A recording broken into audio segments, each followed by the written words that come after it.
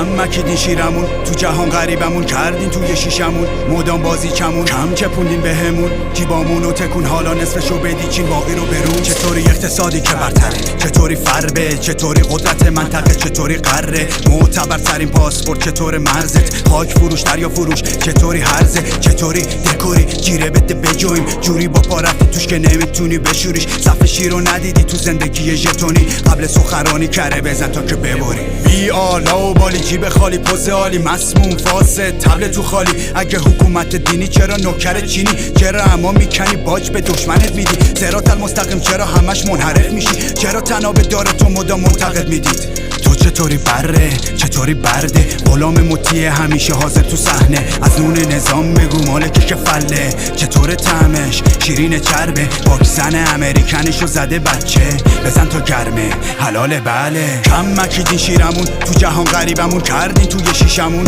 مدام بازی کمون کم چپوندین بهمون جیبامونو تکون حالا نصفشو بدیچین باقی رو به روز کم مکیدین شیرمون تو جهان غریبمون کردین توی شیشمون مدام بازی کمون کم چپوندین بهمون جیبامونو تکون حالا نصفشو بدیچین باقی رو به روز دیگه خلیج نه فارس نه عربی چینیه قرارداد 25 ساله رو ندید دیدیمش این بار کردی پاتو دراز تر از گلیمت ایران خون میده خونشو پس میگیره بد میبینه اونی که وطن منو فروخ سوزنشو تیز کرد دوخت سر و ته و دروغ بد میبینه اون که جا پاش توی این فساده بی وطن بی مایه ای که از ایران مایه میذاره جواب این ملت ورشکسته رو کی میده نسل ما سوخت آینده بچه هامون چی میشه این بار دولت واسمون چه نسخه ای پیچیده شاید چین داره کل ایرانو تحفه میگیره شرم کنید شرورا بی شرافتا شلوار کشور رو بچ از فکر دین ما نباش پروانه رو سوزوند نوبت پیله ها سران سند و پاره کن یا واکن تو زندان جا برا